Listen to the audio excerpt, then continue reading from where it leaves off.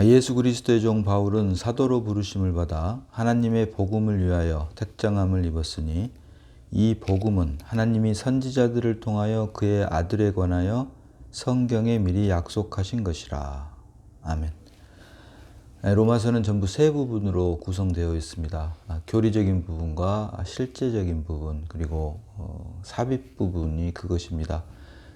로마서는 전부 16장으로 되어 있는데요. 1장부터 8장까지를 교리적인 부분이라고 하고 있고, 실제적인 부분은 이 교리가 십자가를 통해서 우리의 삶을 통해 드러나는 것, 실제가 되는 것을 말하는 것으로서 12장부터 16장까지가 실제적인 부분이다. 그리고 그 중간에 9장부터 11장을 삽입 부분이라고 하는데, 이 삽입 부분은 바로 이 로마서를 기록한 바울의 육신의 형제들, 곧 유대인들을 예로 들어서 9장부터 11장까지 삽입 부분으로 이렇게 세 부분, 로마서는 크게 이렇게 세 부분으로 구성되어 있는 것을 우리가 볼 수 있습니다. 로마서를 흔히들 교리서다라고 말을 합니다. 그러나 이 말은 반은 맞고 반은 틀리다라고 할 수 있습니다. 그만큼 로마서 1장부터 8장까지 기록되어 있는 교리적인 부분이 주옥과 같은 말씀이기 때문에 그 부분을 너무 강조한 것은 사실이지만, 여기에서만 그쳐버린다면 우리에 대한 구원이 결국은 머리를 채우는 지식밖에 되지 않는다. 그래서 이런 것들에서 벗어나기 위해서 실제적인 부분이 로마서 12장 1절부터 16장까지 기록되어 있고, 여기에 중간에 9장부터 11장까지를 유대인들을, 특별히 아브라함을 통해 부르신 유대인들의 삶을 통해서 삽입 부분으로 우리에게 예로 보여주고 있는 것입니다. 그래서 이와 같이 교리적인 부분과 실제적인 부분, 그리고 삽입 부분을 통해서 우리의 구원에 대한 확신이 머리를 채우는 지식에서 벗어나서 더 나아가서 우리의 삶을 통해서 그리스도만 온전히 드러내게 하는데 정말 보화와 같은 서신이 바로 로마서다. 그래서 좀 심하게 말하면 로마서만 우리가 확실히 하나님으로부터 빛비침을 받고 그 계시로 말미암아 은혜를 받아도 우리의 구원에 대한 확신은 물론이고, 우리가 하나님의 자녀로서 살아가는 데 있어서 사단으로부터 십자가를 통해서 매일매일 사단을 이겨낼 수 있고, 주님께서 다 이루었다라고 하는 그 이긴 생명이 우리의 삶을 통해서 실제가 되는 그 삶을 우리가 주님 오시는 그날까지 누릴 수 있을 것입니다. 자, 성경은 우리가 사는 이 세상에는 크게 세 종류가 있다고 성경은 계시를 한다라고 말씀드렸습니다. 이 세상, 이 호코스모스에는 하나님의 형상과 모양대로 지음받은 사람을 말을 하는 뜻이 하나가 있고, 두 번째는 우주 만물이 있습니다. 그리고 세 번째가 바로 하나님을 떠난 사람들이 만든 세상을 의미합니다. 그래서 성경의 90% 이상이 하나님을 떠난 사람들이 만든 세상을 의미를 하고 있는데요. 이렇듯 하나님을 떠난 사람들이 만들어서 지금 우리가 살고 있는 이 세상에는 두 종류의 사람이 있다라고 성경은 말을 합니다. 첫 번째가 아담 안에 있는 사람이고, 두 번째가 그리스도 예수 안에 있는 사람이다. 그래서 아담 안에 있는 사람들, 하나님의 말씀을 불순종함으로 하나님을 떠나서 만든 세상 사람들이 사는 곳이 바로 아담 안에 있는 사람들이고, 이 아담 안에서 사는 세상 사람들을 세상으로부터 불러내어서 머리 대신 그리스도를 드러내는 몸된 교회로 불러내는 사람들이 바로 그리스도 예수 안에 있는 사람이고, 이것을 세상으로부터 구별된 교회, 곧 에클레시아라고 성경은 말을 하고 있다. 그래서 성경이 말하는 사람에는 두 종류의 사람이 있는데, 오직 두 종류만의 사람이 있습니다. 지금 인구가 한 80억가량 된다고 하는데요. 이렇게 인구는 많지만 크게 보면 두 종류의 사람, 아담 안에 있는 사람과 그리스도 예수 안에 있는 사람. 그래서 아담 안에 있는 사람을 성경은 죄인이라고 하고, 그리스도 예수 안에 있는 사람을 성경은 의인이라고 하며, 아담 안에 있는 사람의 결국은 사망이고 그리스도 예수 안에 있는 사람들의 결국은 영생이다.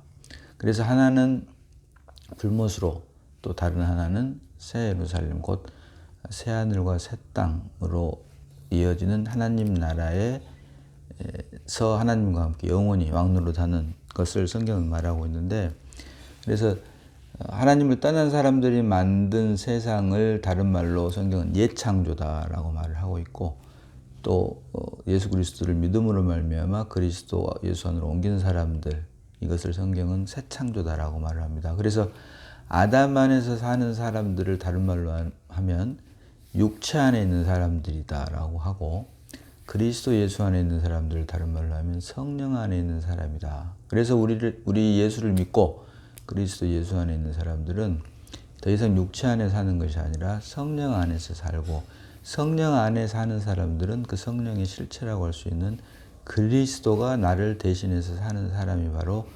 그리스도인이다라고 하는 것을 성경은 말을 하고 있다.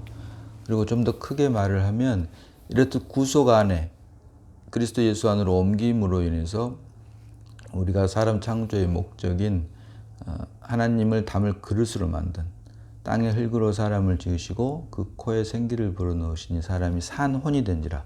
사람은 영적 존재가 아니라 혼적 존재, 네페시다라고 성경은 계시를 하고 있습니다. 사람이 혼적 존재라고 하는 말은 다른 말로 하니까 영이신 하나님을 담을 그릇으로 만들었다. 이것이 사람 창조의 목적이고, 이것의 다른 표현이 하나님의 형상과 모양대로 사람을 지으시고 라고 말을 하고 있다. 그래서 구속 안에 있는 예수 그리스도를 믿음으로 말미암아 그리스도 예수 안으로 옮긴 그 구속을 통해서 깨어진 첫 창조가 회복 완성되는 것이 바로 성경 창세기에서부터 계시록으로 이어지는 큰 흐름이다. 그래서 우리가 예수를 믿고 구원을 받아야 되는 그 이유는, 죽어서 천국에 가는 것도 물론 중요하지만 그것은 어린아이들의 신앙이고, 성경적으로 우리가 예수를 믿어서 구원을 받아야 되는 이유는 사람 창조의 목적, 깨어진 사람 창조의 목적을 구속을 통해서 회복하기 위해서라도 우리는 예수를 믿는 것만이 원래 사람 창조의 목적을 회복 완성함으로 이를 통해 하나님 나라의 백성이 된다라고 성경은 말을 하고 있고, 이렇게 예수 그리스도를 믿음으로 말미암아 그리스도 예수 안으로 옮기게 되면 자연스럽게 하나님 나라의 백성이 되고, 이것이 바로 성경이 말하는 하나님의 나라다. 그리고 하나님께서 우리를 부르신 이유는 영이신 하나님을 드러내기 위해서 하나님의 생명으로 우리를 부르셨고, 그 부른 생명들을 연합시켜서 그리스도의 몸된 교회를 세우므로 교회의 발전과 확장이 바로 하나님 나라다, 왕국, 하나님의 왕국이다라고 할 수 하나님의 왕국이라고 성경은 말을 하고 있고, 이것을 새 예루살렘 또는 새 하늘과 새 땅 그리고 성령과 신부, 이렇게 성경은 말을 하고 있는 것입니다. 그래서 우리가 로마서를 통해서, 앞으로 로마서를 다루겠습니다만은, 로마서를 통해서 지식적으로라도 우리 구원에 대한 확신이 생기면, 우리가 땅에서 태어난 사람의 생명으로 태어났지만, 땅에서 태어났기 때문에 사람의 생명으로 태어났지만 구원에 대한 확신이 생기게 되면 우리가 아담 안에서 그리스도 예수 안으로 옮겼기 때문에 이제 더 이상 땅에서 태어난 것이 아닌 하늘에서 태어난 하나님의 생명이 되었구나라고 하는 확신. 그래서 힘들고 어려운 일이 생길 때마다 우리에게 힘들고 어려운 일을 하나님 아버지 헤쳐나가게 해 주시옵소서, 또는 힘들고 어려운 일이 우리에게 앞으로 있지 않게 해 주옵소서라고 하는 그 기도보다는 바다에 있는 암초에 걸리지 않게 해주라는 기도가 아닌 물 높이를 높임으로 암초는 그대로 있되 그 암초에 아무런 꺼리낌도 없이 바다를 여유롭게 항해할 수 있도록 그 물높이를 높여준, 다시 말하면 하나님의 은혜가 우리에게 더욱더 깊이 역사함으로 세상에서 사는 동안에 환난과 역경은 있지만 주님께서 주신 그 은혜로 말미암아 그 환난과 역경을 오히려 감사해야 하고, 또 그만큼 우리의 삶이 더 그리스도를 드러내는 데만 온전히 전념할 수 있도록 하나님께서 우리를 역사하시게 하는 것, 이것이 바로 우리가 예수를 믿는 사람들이 세상을 살아가는 방식, 방법, 또 삶이다, 삶의 태도다라고 할 수 있는 것입니다. 그래서 우리가 로마서를 통해서 이제 더 이상 땅에서 태어난 사람의 생명이 아닌, 비록 아담 안에서 땅에서 태어나서 사람의 생명으로 태어났지만 주님께서 말씀하신 다 이루었다. 십자가로 말미암아 우리 옛사람이 다 죽었고, 그로 인해 이제 우리는 더 이상 땅의 생명이 아닌 하늘에서 태어난 생명, 곧 하나님의 생명으로 바뀐 생명이다. 하나님의 생명으로 바뀐 생명이 바로 그리스도의 생명이고, 그 그리스도의 생명이 믿음 안에서 이제 우리의 것이 되었으므로 주님께서 다 이루신 그 구속 사역의 역사가 믿음 안에서 그리스도 예수가 이제 우리 안의 삶으로 믿음으로 말미암아 주님께서 이루신 모든 역사가 이제 우리의 것이 되었음을 날마다 삶을 통해서 우리가 드러내고 증거해내는 삶을 우리 그리스도인은 살 수밖에 없게 됐다라고 하는 것을 우리가 로마서를 통해서 함께 알아나가야 될 것입니다. 그리고 이러한 삶은 주님 오시는 그날까지 바울이 고백한 대로 나는 날마다 죽노라. 날마다 우리가 십자가의 처리를 받음으로 우리의 육과 자아가 파쇄되고, 그로 인해 오직 그리스도만이 온전하게 드러나므로 머리 대신 그리스도의 장성한 분량이 충만한 데까지 이르는 몸된 교회의 지체로서 그 몸의 이론으로서 그 몸을 이룸으로 장성한 분량이 되므로 머리 대신 그리스도만을 온전히 드러내는 우리 모두가 다 되어야 될 것입니다. 자, 오늘 본문 1절 봅니다. 로마서 1장 1절입니다. 자, 예수 그리스도의 종 바울은 사도로 부르심을 받아 하나님의 복음을 위하여 택정함을 입었으니. 자, 예수 그리스도의 종 바울은 자기 자신을 종이다라고 로마서 1장 1절을 열면서 말을 합니다. 성경은 우리를 하나님의 아들이라고도 하고 하나님의 종이다라고 하는 표현을 하고 있습니다. 종과 아들과 종의 차이점은 생명의 방면에서는 우리는 하나님의 아들입니다. 그러나 사역의 방면에서는 우리가 하나님의 종이다. 세상에서는 아들이 종보다 분명히 더 높습니다. 그러나 그리스도 예수 안으로 옮긴 믿음 안에서 보면 종이 아들보다 더 높다라고 할 수가 있다. 그러나 여기에서 우리가 반드시 주의해야 될 부분은 지난 시간에도 살펴봤습니다만은 하나님의 종이 되기 위해서는 반드시 먼저 하나님의 생명으로 태어나야만 된다. 자, 이것을 예표로 보여준 것이 바로 레위인으로 태어난 사람들은 오직 레위인만이 제사장이 될 수 있다. 하나님의 일을 할 수 있다라고 한 것은 레위인으로 태어나야지만 제사장이 될 수 있음을 예표로 보여줬다. 이것을 신약에 와서는 우리도 그리스도 예수 안으로 옮김으로 반드시 그리스도가 우리 안에 출생해야 된다. 거듭난 생명. 더 이상 땅이 아닌 하늘에서 태어난 생명, 위로부터 태어난 생명이 있어야지만 우리가 하나님의 아들들이 된다. 이것이 시작이다. 우리가 사람으로 사는 이유가 사람의 생명으로 태어났기 때문인 것처럼 우리가 그리스도인으로 살 수 있는 것은 우리 안에 믿음으로 말미암아 그리스도가 출생했기 때문이다. 여기가 시작인데, 그래서 아들이라고 하는 말은 하나님의 생명으로 태어난 것을 말을 하고, 생명의 방면에서는 우리가 모두가 다 하나님의 아들들입니다. 그리고 여기서부터 시작입니다. 그래서 구원의 시작은 거듭남에 있다. 생명 안에서 거듭남에 있다라고 하고, 구원의 완성은 몸의 구속, 곧 주님이 재림하실 때 우리 흙으로 된 몸이 이제 부활의 몸이 되므로 부활하신 주님과 영원히 함께 왕노릇하게 되는 것을 성경은 구원의 완성이다라고 말을 하는데요. 이렇듯 우리가 이제 하나님의 아들로 태어난, 생명 안에서 하나님의 아들로 태어난 것은 기본이고 시작이고, 여기에서 그 분량에 따라, 믿음의 분량에 따라, 장성한 분량에 따라 하나님의 종이 되는데, 이 종이 바로 사역의 방면을 말을 하고 있고, 예수 그리스도의 종 바울은이라고 할 때 바울이 자기 자신을 종이라고 한 것은 이미 생명 안에서 아들이 된 것은 기본이고, 이제 사역의 방면에서 하나님의 종이 됐다라고 말을 하고 있는 것입니다. 종이 됐다 이 말은 결국은 그만큼 생명이 자랐다라고 하는 것을 말을 하고 있고, 그 자란 생명만큼 이제 가르칠 수 있는 그 어린아이들을, 다시 말하면 죽은 영혼들을 그리스도 예수 안으로 구원해낼 수가 있고, 또 그리스도 예수 안으로 옮긴 사람들을, 어린아이들을 장성한 자로 자라게 하는 그런 청지기 역할을 하는 것을 말을 하겠죠. 그래서 예수 그리스도의 종 바울은 하면서 자기 자신을 종으로 말을 하고 있으며, 이어지는 종 바울은 사도로 부르심을 받아. 그래서 그 사역의 방면에서 하나님의 종인 바울의 직분이 바로 사도다. 사도는 부르심을 받은 무리다라고 하는 뜻입니다. 무리. 여기서는 바울 개인을 말을 하지만 사도라고 하는 말은 무리도자를 써서 혼자가 될 수가 없습니다.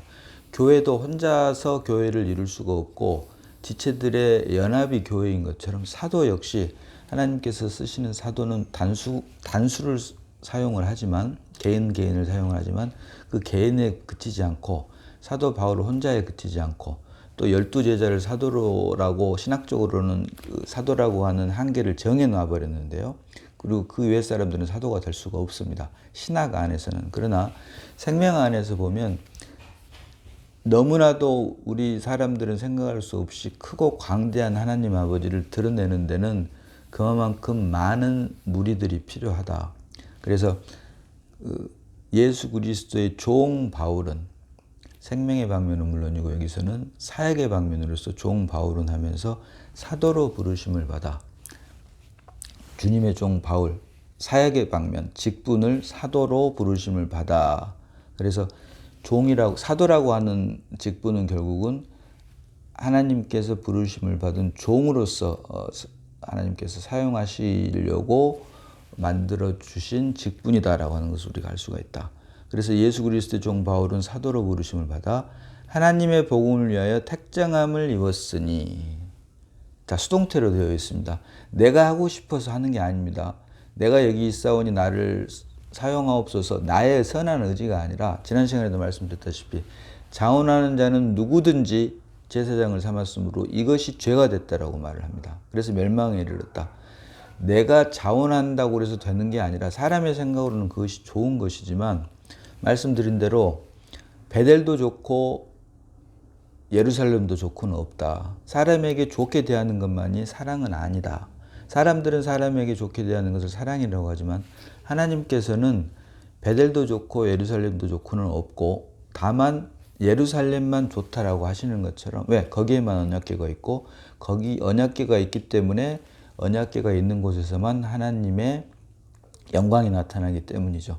그래서 사람의 생각과는 다른 하나님의 생각은 베델도 좋고 예루살렘도 좋고가 아닌 오직 예루살렘만 좋듯이, 그러나 사람들은 좋은 것은 다 사랑이다라고 착각을 합니다. 그러나 결코 사람들에게 좋게 대하는 것만이 사랑이 아니다라고 하는 것을 우리가 냉정하게 말씀을 통해서 분별해낼 수 있어야 된다. 그래서 사도로 부르심을 받아 하나님의 복음을 위하여 택정함을 입었으니, 내가 하고 싶어서 하는 게 아니라 하나님으로부터 택정함을 입어야 된다. 수동태. 필연적으로 수동태.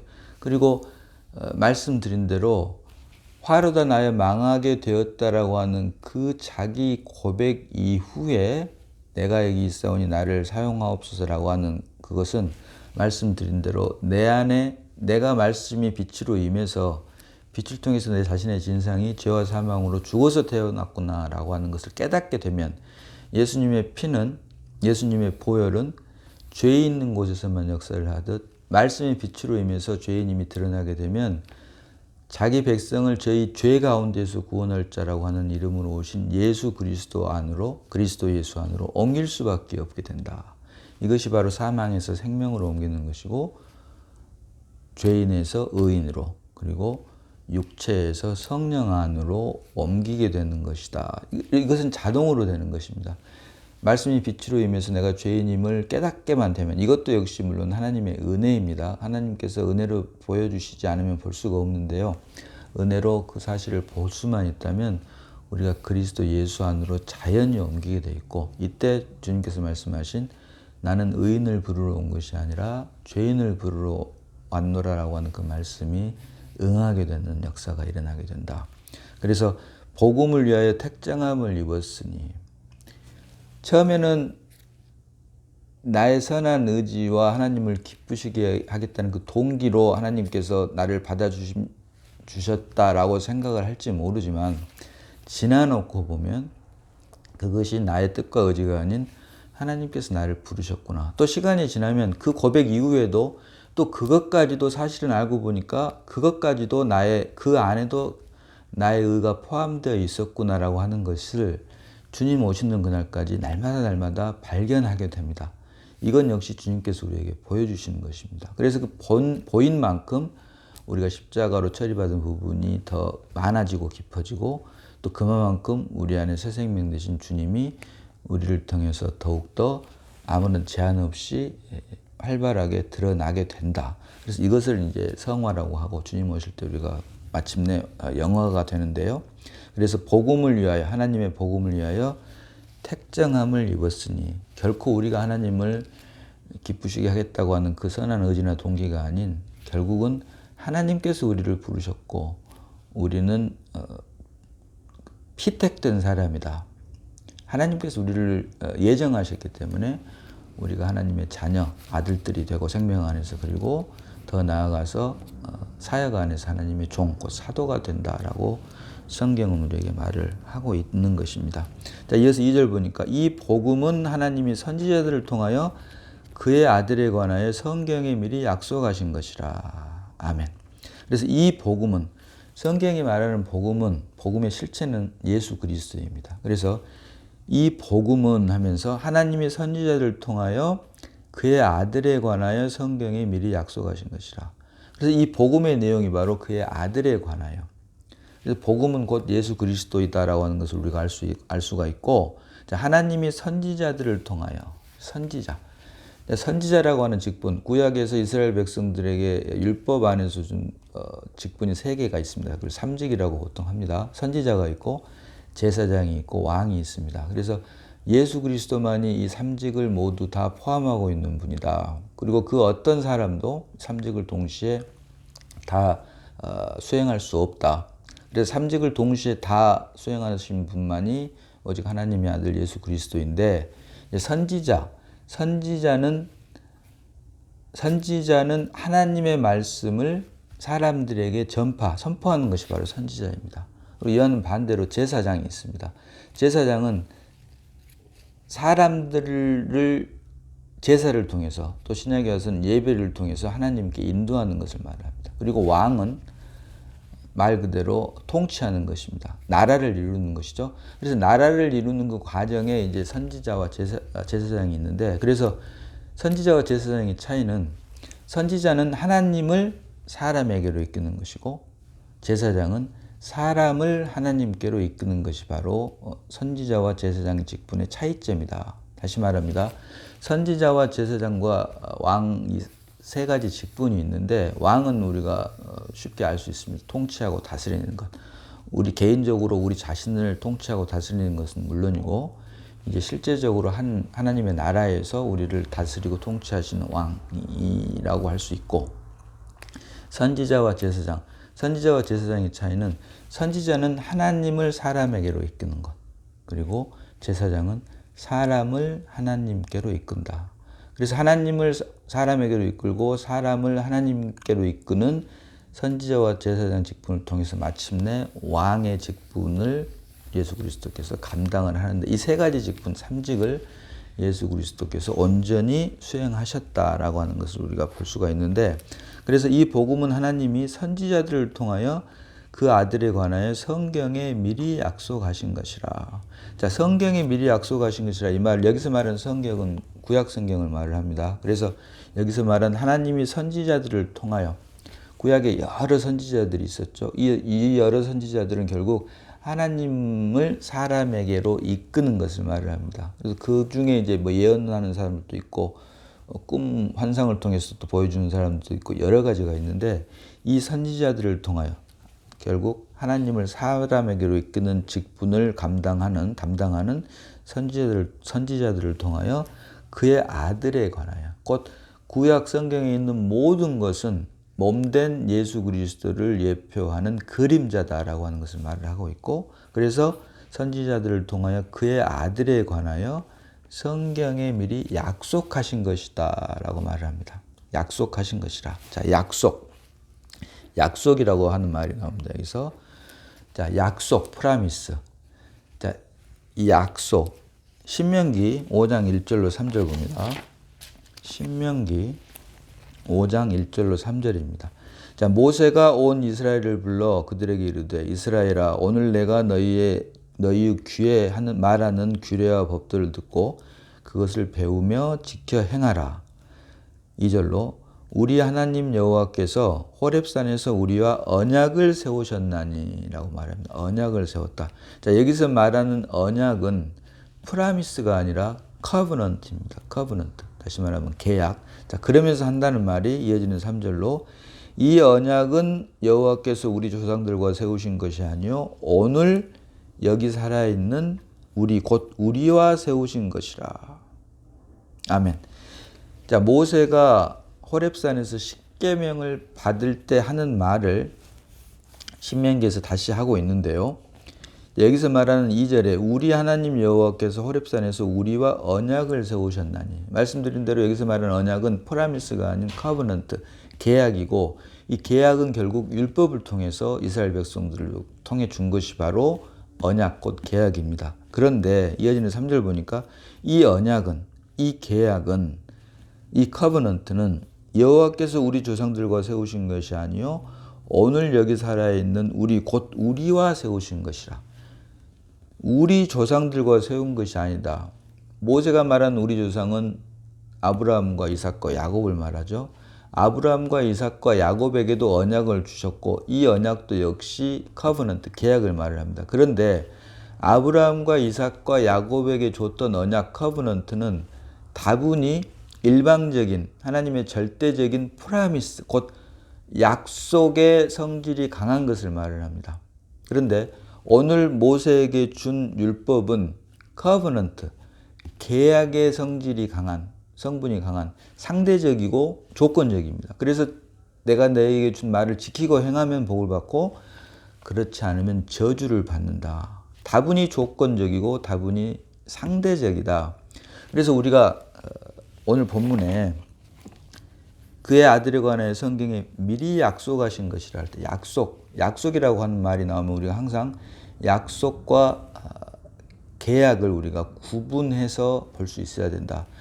약속, 프라미스는 하나님께서 아브라함과 이삭과 야곱에게 했던 일방적인, 비록 성경은 그것마저도 언약이다라고 커버넌트라고 기록을 하고 있지만 사실은 그 내용적으로 보면 절대적이고 일방적이다라고 하는 것을 우리가 알 수가 있고, 그것이 약속이고, 자, 이와는 대비돼서 계약, 곧 성경이 잘못 언약으로 잘못 번역되어 있는데요. 계약, 커버넌트는 다분히 상대적이고 조건적이다라고 하는 것입니다. 그리고 이것을 통해서 준 것이 바로 표면적 유대인들에게 준 율법이다. 모세를 통해 이스라엘 백성들에게 준 율법. 그래서 하나님의 말씀을 지켜 행하면 복을 받고 그렇지 않으면 저주를 받는다라고 하는 율법을 줬는데, 그 율법에 기인한 것이 바로 커버넌트, 계약인데, 이 커버넌트 계약을 우리말 성경에는 언약으로 번역을 해놨기 때문에 이것을 우리가 약속으로 잘못 알고 혼돈하지 말아야 된다. 그래서 이러한 것들, 결국 표면적 유대인인 이스라엘 백성들에게 준 언약은 사실은 커버넌트, 계약으로서 율법을 말을 하는 것이고, 그래서 지키면 복을 받고 그렇지 아니하면 저주를 받는데, 이 율법 안에 있는 언약, 커버넌트는 은혜 안에 있는 약속, 프라미스를 위한 예표로 주신 것이다 라고 하는 것을 우리가 하나님의 은혜로 볼 수가 있어야 된다. 그래서 반드시 우리가 성경의 약속을 말하려면 이것이 프라미스인지 아니면 커버넌트인지, 한글 성경으로 이 언약이라고 번역을 해놨더라도 이 언약이 약속이 아닌 계약, 곧 커버넌트라고 하는 것을 우리가 반드시 분별해낼 수 있어야 되고, 표면적 유대인인 이스라엘 백성들에게 준 율법은 계약과 관계된 것이고 커버넌트고, 그리스도 예수 안으로 옮겨서 다 이루었다. 이제 그리스도 예수 안으로 옮김으로 하나님의 자녀가 된 우리는 은혜 안에 있는 약속으로 말미암은 것이다. 그리고 그 약속이 바로 아브라함과 이삭과 야곱에게 준 것을 그 중간에 표면적 유대인인 이스라엘 백성들에게 준 율법을 통해서 결국 마침내 완성하게 하기 위해 그 중간 과정으로 이스라엘 백성들에게 율법을 줬고, 율법을 통해 준 커버넌트는 번역은 비록 언약으로 했지만 사실은 정확한 번역은 계약이다. 조건적이고 상대적인 것이다. 그러나 우리가 그리스도 예수 안에서 지금 받은 은혜는 하나님께서 우리에게 주신 일방적인 것이고 절대적인 것임을 우리가 말씀을 묵상함으로써 그리스도 예수 안에 있는 것이 얼마나 하나님의 뜻과 계획 안에 있고, 그 안에서 우리가 오늘 사도 바울이 말한 것처럼 하나님의 복음을 위하여 택정함을 입었으니, 그로 인해 우리가 지금 하나님의 자녀로 부르심을 받았고, 또 그것보다 더 나아가서 교회의 몸된 지체로서 교회 안에서 각자 나름대로 직분을 받았음을 우리가 말씀 안에서 또 은혜 안에서 얼마나 감사하지 않을 수가 없다라고 하는 것입니다. 그래서 성경이 말하는, 성경에 미리 약속하신 것이라, 약속을, 성경에서 약속이라고 하는 말이 나올 때는 항상 프라미스와 커버넌트, 비록 번역은 언약으로 했지만 그 언약이 우리가 쉽게 생각하는 것처럼 얼핏 생각하기에는 약속 같지만, 여기서 말하는 언약은 약속이 아닌 계약을 의미를 하고 있고, 그 커버넌트는 이스라엘 백성들에게 율법을 이루게 하기 위해서 주신 것이고, 이제 우리는 주님께서 다 이루셨기 때문에 절대적이고 일방적으로 그리스도께서 다 이루셨기 때문에 은혜 안에 있는 약속, 곧 프라미스와 이스라엘 백성들에게 준 언약, 곧 커버넌트, 율법과는 우리가 구별해서 반드시 볼 수 있어야 된다라고 하는 것입니다. 그리고 결과적으로 우리는 율법 안에 있는 것이 아닌 은혜 안에 있는 것이고, 율법은 결국 은혜 안에 있게 하기 위한 과정으로 이스라엘 백성들을 먼저 부르셔서 사용하셨다.